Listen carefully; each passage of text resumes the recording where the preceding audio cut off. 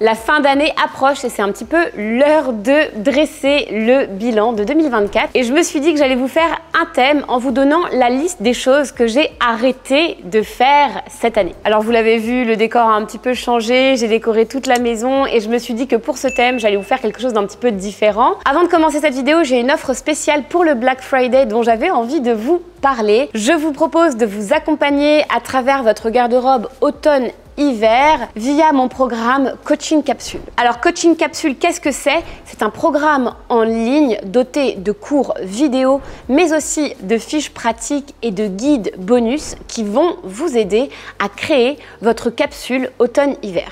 Pour le Black Friday, je vous propose un prix promo extrêmement abordable pour tout ce que vous allez recevoir. Donc c'est le moment ou jamais de vous former. Je vous mets tous les détails juste en dessous dans la barre d'informations. Et donc du coup, sans perdre de temps, on rentre dans la première chose que j'ai arrêté de faire cette année, qui est à mon avis peut-être un petit peu controversée. Je ne sais pas si vous serez d'accord avec moi. Franchement, j'ai vraiment beaucoup lutté contre cette idée pendant des années et des années. En 2024, j'ai arrêté de faire mes ongles. J'ai arrêté de faire des manucures, j'ai arrêté de mettre du gel sur mes ongles. Pourquoi est-ce que j'ai fait ça? La première chose, c'est que en fait, mes ongles étaient vraiment très abîmés et la deuxième chose, c'est qu'en fait, ça m'emprisonnait dans un système où ça venait vraiment me demander beaucoup d'énergie pour aller faire mes ongles chez une professionnelle et aussi ça me demandait beaucoup de temps. Et donc un beau matin, je me suis dit, tu sais quoi, je vais essayer de faire une pause et depuis 3 mois, je n'ai pas fait mes ongles. Alors quand je dis que je ne fais plus mes ongles, attention, je ne me suis pas complètement laissée aller au niveau de mes ongles, mais je ne fais que 2 choses, je lime et j'applique une petite huile cuticule et aussi hydratante pour les ongles. J'ai été la première à vous dire pendant des années et des années de faire vos ongles et que ça avait un impact vraiment très fort visuellement dans votre tenue. Je le crois toujours, mais je pense que si on arrive à se concentrer sur d'autres choses, par exemple une mise en beauté avec un maquillage spécifique, peut-être aussi une tenue qui est bien élaborée, on n'a pas forcément besoin de cocher toutes les cases. Du coup, c'est une charge mentale énorme en moins pour moi. C'est un budget quand même assez conséquent en moins pour moi. Et je ne sais pas ce que vous en pensez, ça m'intéresserait vraiment d'avoir votre avis là-dessus. Est-ce que vous seriez capable vous-même d'arrêter de vous faire les ongles si vous êtes addict au fait d'aller en fait tout simplement les peinturer vous-même ou alors d'aller le faire par une professionnelle? Vous pouvez me laisser votre avis juste en dessous. La deuxième chose que j'ai arrêté de faire, c'est que j'ai arrêté d'acheter des cosmétiques un petit peu dans tous les sens. J'ai réduit ma consommation de produits que j'applique sur mon visage pour mes rituels beauté du matin et du soir, non seulement dans la dose que j'applique pour pouvoir garder les produits plus longtemps, et j'ai aussi essayé d'aller vers des routines plus simple avec des produits plus abordables. J'utilise beaucoup la marque The Ordinary. Personnellement, je trouve qu'elle est très bien placée au niveau qualité-prix et voilà, c'est une marque qui me plaît énormément. Et ce que je fais à la place, c'est que j'investis plus de temps, plus d'énergie dans les produits tels que les outils beauté technologiques dont je vous ai aussi déjà parlé ici. Vous connaissez toute la grosse hype qu'il y a autour des masques LED de luminothérapie et c'est vrai que j'ai commencé, il me semble, en début d'année dernière. J'ai adoré vraiment l'effet que ça avait sur ma peau et aussi sur mon bien-être mental. J'en ai parlé dans plusieurs de mes vidéos. Et voilà, je vais mettre plus de soin à prendre du temps pour moi un petit peu avec ce masque ou avec d'autres appareils que forcément compliquer mes rituels beauté. Alors pour cette vidéo, je travaille une nouvelle fois avec Current Body dont vous avez déjà entendu parler ici et aussi ailleurs, j'en suis certaine. Ils ont sorti leur nouvelle technologie pour le masque LED, donc je voulais quand même vous le présenter, d'autant plus qu'ils font moins 20% pour le Black Friday. Donc si vous hésitiez ou si vous aviez envie d'attendre un bon code promo, là il y a moins 20% sur tout le site de Current Body, donc c'est quand même assez intéressant. D'autant plus que je trouve que le nouveau masque est encore mieux que le dernier, dans le sens où en fait ils ont ajusté pas mal de petites choses. Je sais qu'il y avait pas mal de reproches d'utilisatrices qui trouvaient qu'il n'y avait qu'une seule lanière pour accrocher le masque et que c'était pas pratique. Moi ça m'a vraiment jamais dérangé parce que je l'utilise allongé. Après je peux comprendre que si on a envie de se balader chez nous, qu'on a envie de se faire un thé, qu'on vogue de la télé jusqu'à la cuisine, on a envie que ça tienne bien en place. Celui-ci, franchement, il tient extrêmement bien en place. Et en plus, vous avez maintenant l'ajout de la mentonnière ici, donc ça vient aussi bien se caler sur le visage. Donc il est vraiment bien plus confortable et ergonomique, mais ils ont fait aussi d'autres ajustements.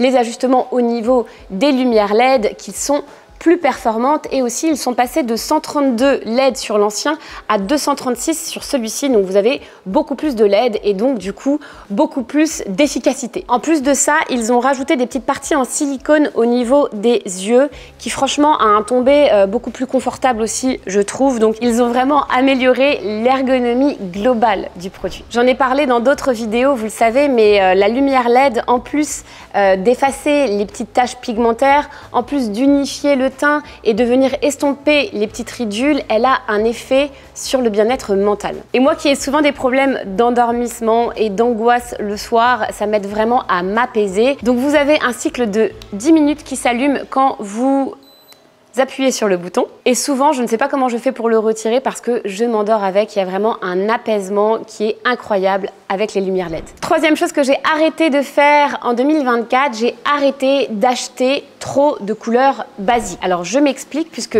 je vous le dis souvent, c'est hyper intéressant pour vous, pour avoir une garde-robe qui va être fonctionnelle, de pouvoir structurer les couleurs de votre garde-robe. Sauf que des couleurs basiques, vous les connaissez, il y en a quand même plusieurs. On a le noir, on a le bleu marine, on a toutes les teintes de gris, on a aussi le camel, on a aussi le marron avec le camel, on va aussi avoir le nude et tous les beiges et en fin de compte ça fait quand même beaucoup de couleurs. Ce n'est pas possible d'avoir toutes ces couleurs dans sa garde-robe. On pourrait acheter un petit peu de tout, mais justement ça pose des problèmes ensuite pour faire des associations qui ont du sens. Et donc hier j'étais en train de me choisir un nouveau sac à main et j'étais très tentée de prendre un sac à main Bordeaux. J'en ai parlé avec ma maman qui est en vacances en ce moment avec moi ici à l'île Maurice et je lui ai dit ouais j'aimerais bien m'acheter un sac à main Bordeaux, je trouve que ça va super bien avec le gris etc. Et en lui parlant de ça je me suis dit non mais en fait j'ai rien en Bordeaux, j'ai juste une robe pull Bordeaux, ce qui veut dire que si j'ai juste une robe pull et un sac à main, je n'arriverai pas à faire communiquer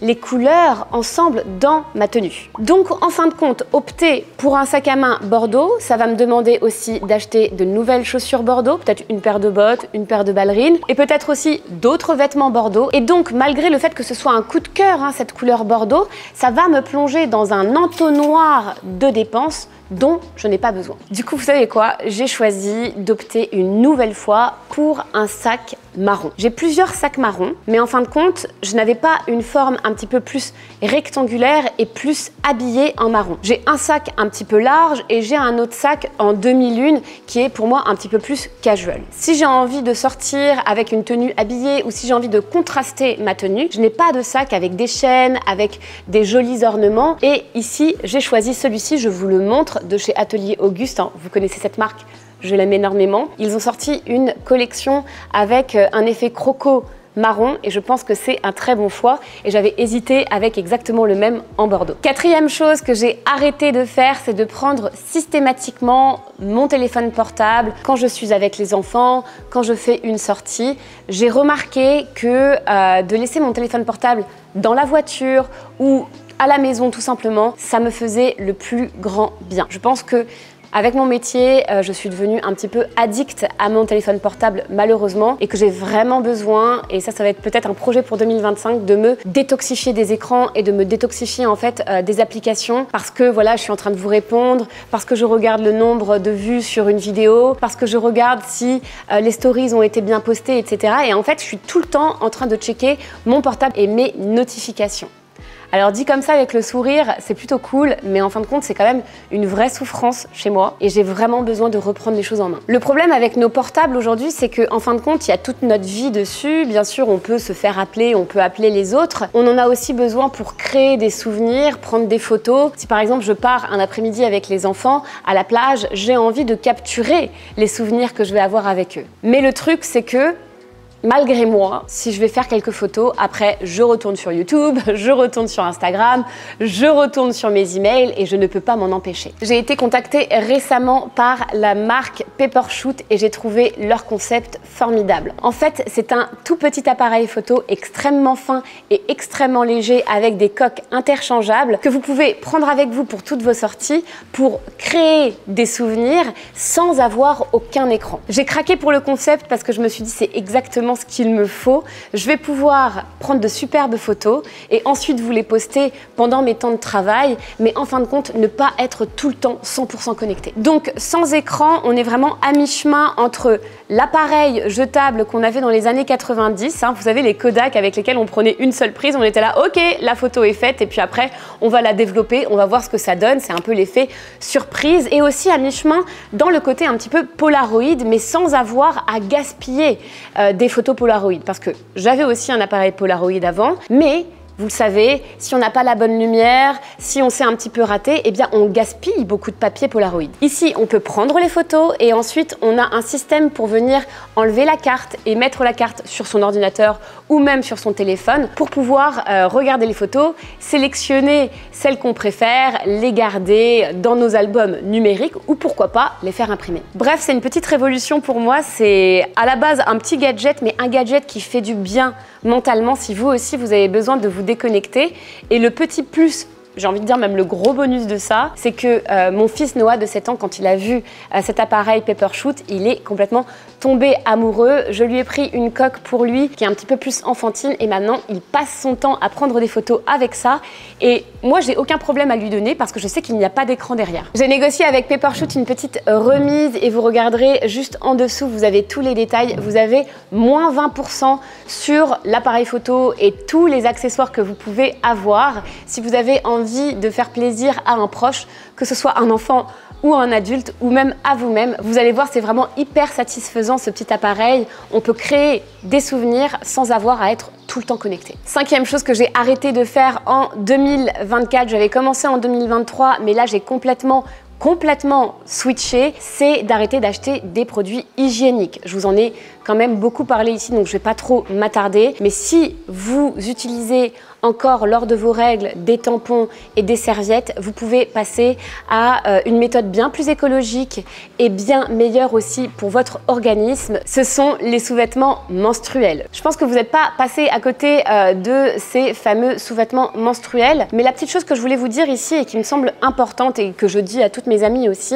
c'est qu'il y a beaucoup de petites marques, beaucoup de grandes marques qui produisent ce genre de sous-vêtements menstruels. Effectivement, le marché est énorme. Les meilleurs sous-vêtements menstruels, je vous le dis direct, et je pense que je vous l'ai déjà dit, sont chez Uniqlo. On a un rapport qualité-prix qui est extraordinaire. On a des sous-vêtements qui sont extrêmement bien fabriqués, qui sont complètement transparents. On a plusieurs formes de culottes et on a vraiment un lining qui est extrêmement fin et très absorbant. Sixième chose que j'ai arrêté de faire, et je pense que vous vous en êtes rendu compte si vous me suivez depuis quelques années, j'ai arrêté de maltraiter mes cheveux avec des décolorations en mode mèche. Vous savez, quand on va chez le coiffeur et qu'on lui demande en fait de faire un balayage ou des mèches et qu'on a envie d'avoir un rendu assez blond, le coiffeur va utiliser de la poudre de décoloration. Et ça a tendance à beaucoup abîmer les cheveux. Regardez les photos de moi avant, j'étais beaucoup plus blonde et j'ai dû d'ailleurs me couper les cheveux assez courts parce qu'ils étaient très abîmés. Je suis repartie sur quelque chose de beaucoup plus naturel.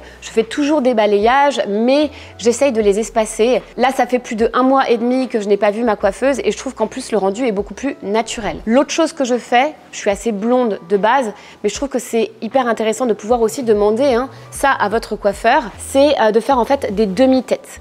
Donc 2 fois l'année, je vais me faire des demi-têtes et 2 fois l'année, je vais me faire des têtes entières. Le fait de faire uniquement la demi-tête, déjà c'est moins cher et deuxièmement, ça va aussi protéger toute la partie des cheveux qui sont en dessous et qui de toute façon n'ont pas besoin d'être aussi clairs, même pour le côté naturel, que les cheveux qui sont au-dessus et qui quelque part absorbent plus la lumière du soleil, donc doivent être plus clair. Donc si vous êtes comme moi et que vous avez envie de vous simplifier la vie, si vous êtes blonde, demandez plutôt des teintes dorées plutôt que des teintes trop froides et trop blondes, trop polaires qui vont vraiment vous abîmer les cheveux. Ok, 7e chose que j'ai arrêté de faire, j'ai arrêté de trop trier les tailles de mes vêtements. Je vous explique, ce matin, j'ai voulu porter avec cette jolie chemise un short et je me suis aperçue que c'était un short que j'avais acheté cet été et qu'il était beaucoup trop grand pour moi. J'ai eu le réflexe de me dire tiens, il est trop grand pour moi donc je vais le donner et après je me suis dit non, parce que je sais que potentiellement quand je pars en vacances, que je mange un petit peu trop de glace et de chocolat, même pendant les fêtes de fin d'année,